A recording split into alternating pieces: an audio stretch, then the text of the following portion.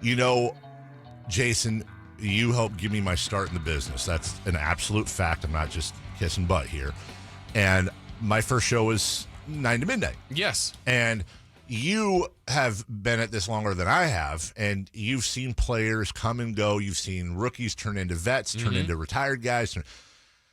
And on the night show, you know, the Kings actually used to be really good at giving us player interviews. Absolutely. I remember that. And as the night guy, I always got, quote unquote, you know, I got the rookie. You know, I got the guy that kind of had to do the interviews, and it was night, which was a time when everybody was awake. And I'm talking about players. So I got to get Tyreek Evans, Francisco Garcia. But my first one was a guy named Jason Thompson. And he loved doing it. Jason, you know, they say, the kids these days say, guys, keep it real. You know, that's what the kids say. Jason always was just so real. Yes. And he was so happy to come on. And whether he was happy or not, he was good at faking it.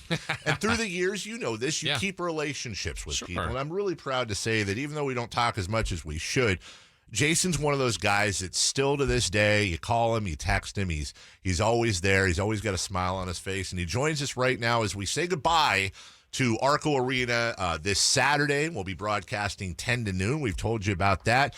Jason, it's Dave and Jason Ross. How are you?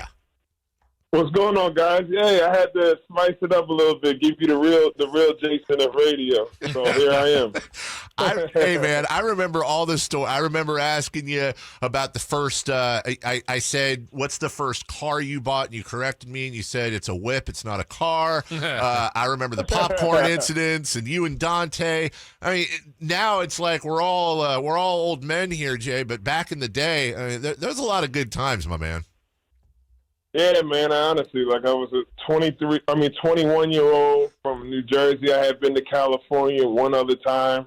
You know, it's not like I had all my family come out there and stuff. You know, during the draft, you know, I had, you know, who obviously is one of my best friends is Dante Green, who ended up, getting traded during the time. So pretty much it just was a certain learning experience. And, you know, now when you can sit down and reflect on all the things, you know, you can see the great, you know, the bad and how everything went. But like you said, I mean, you have a great point. Like you have the, you know, Francisco Garcias of the world. You know, it was Bobby Jackson's last season as a player when I was a rookie. You know, you had Mikey Moore. You had Brad Miller was my vet as a rookie as well.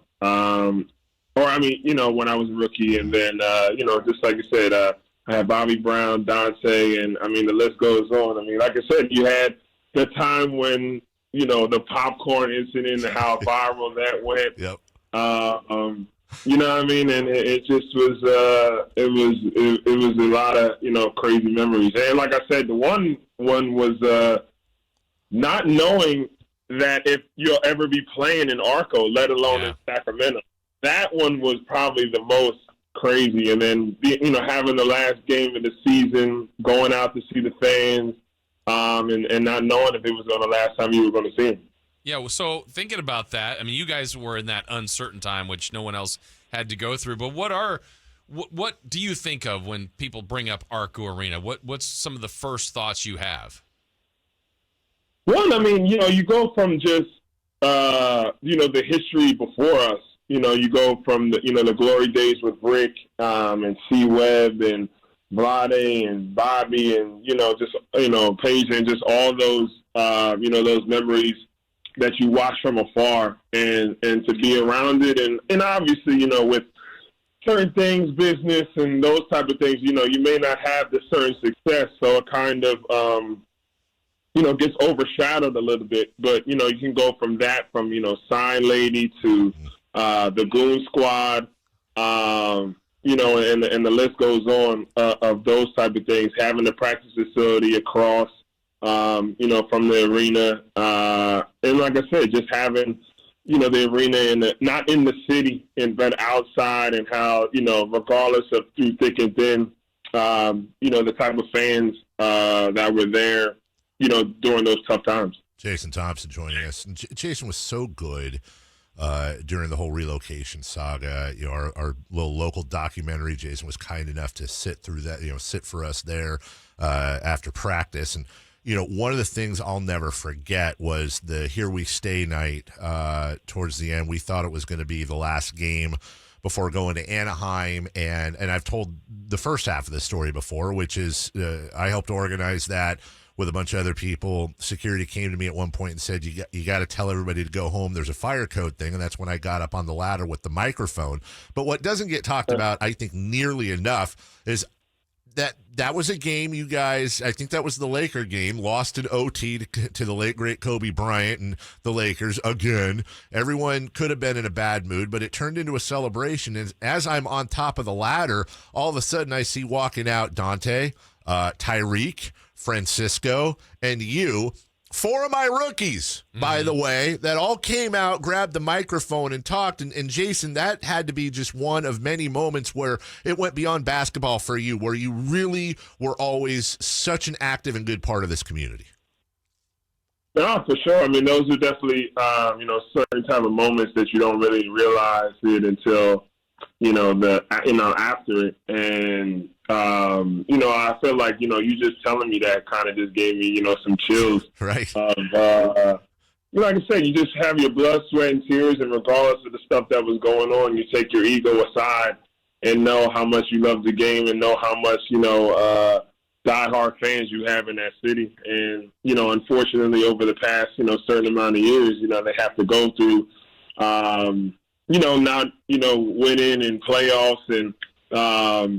And then, like I said, I mean, we just tried to make it so much joy that, as much as we could in our own type of way.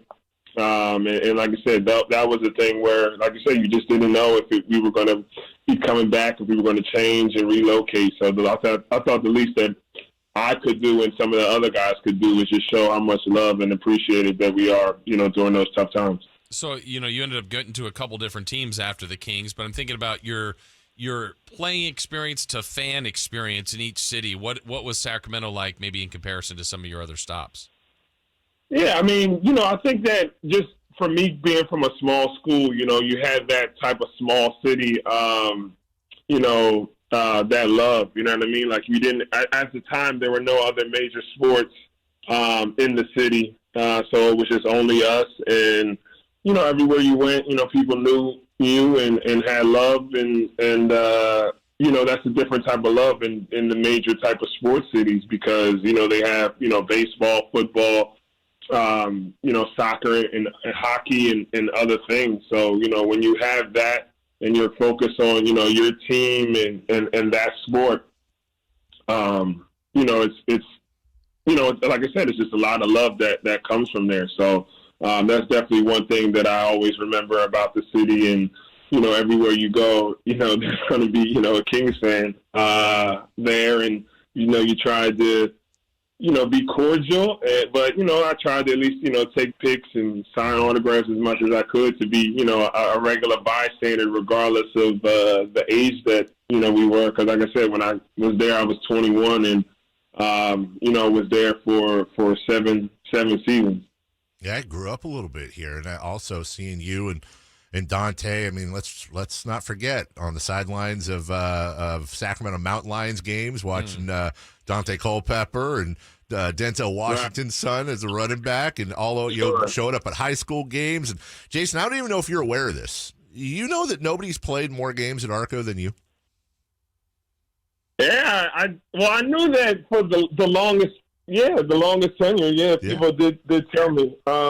One thing, as much as I love talking to you guys and stuff like that, I'm always intrigued to know the love-hate, of the team, right? Like, my thing I always wondered, and you guys could, answer it for me too, is how do you have success for a team that has, at least in my tenure, 7 coaches in 7 years? Yeah. Right? Yep. And how many point guards? Right. Well, that's what I'm saying. Right. The teammates to those, right? Yeah. So, during that time, you have it and you're like, all right, we see the building, this, that, and the third. But then also, right, more of the core guys just kept leaving and going as well, too. So, I mean, it's tough. I know you guys have a job and stuff like that, and the older I get, I sit back and reflect on it. But, I don't know how that signs up for success. I mean, if anything, you can kind of look at it as the Sixers, where it was to trust the process. Yeah. But at least they had Brett Brown, for those years. And like I said, became the team that they became. But, I guess you guys can correct me if I'm wrong. No. Well, it hasn't been successful. It's been 16 years, Jason. Yeah. We went over half the teams in the NBA make the playoffs, and we haven't done it in 16 years. That'll tell you something, because it's a failure from the top, and you know that. Listen, there's no questioning our credentials and your credentials as people that love the Kings, but that whole fiasco, top to bottom, this was not a functional NBA team, and it's unfortunate that your career here and so many others was surrounded by the garbage that was going on up top, but that's how it was, and you've made the best of it. Right? Yeah. No. Like I said, I think that all publicity is good publicity and things like that. But I'm a type of person, and I'm smart to where, like you said, you don't ever point the finger. But I think after a certain while, you look at the top and you be like, all right, well, this is not a winning formula. But at the end of the day, you still got to be able to come into work and put your hard hat on and do whatever you can in the circumstances that you go with. So, like I said, yeah, that makes sense. Makes sense. We love you a ton, and we appreciate your time. I got to ask you, because I got in trouble one time from Chris Clark for eating popcorn with you at the locker room. DeMarcus was yelling at me. You and DeMarcus ever? You guys good? You two of my best friends ever with the team, and I'm just curious. You run into each other? I know there were some fun times and not so fun times. I'm just kind of curious. Who are you talking about? Huh? Who would you say? Say it again. DeMarcus. I'm just wondering. I've always wondered, because it took us a long time to patch things up. Who is that guy? Who's that guy Okay. again?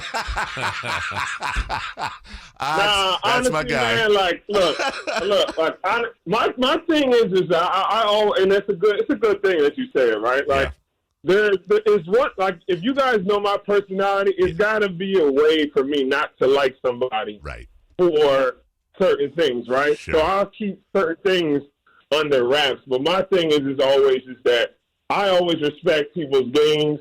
I think teammates are always supposed to up your teammates. If you have good games, you should up your teammate. Yep. You should always, especially if you play similar positions. And like I said, proof is in the pudding. Regardless of people's success, regardless of guys that are playing right now, there's always little things that people don't know. So, like I said, I like to be petty a little bit. Sure. But there are certain guys that I like, and there's certain guys that I don't like. So I'll say it's definitely not top on the list. But well, we're all getting older. Just like I feel like a lot of radio stations in that city is probably not top on the list. As much as you guys want to say it as well. I'll make sure I'll cash app you guys some of the good things that you say about certain people. All right. Hey, listen, if KG and Ray Allen could do it, anybody can. We love it. Jason, you know your family. You know anytime you come here, your family. We miss you. We appreciate you. And thank you for your time. We'll be thinking about you on Saturday, my brother. Hey, for sure, man. Long live ARCO Arena, man. Love you guys. All right, love you too. Take care. That's Jason Thompson. Awesome. Once in a blue moon in the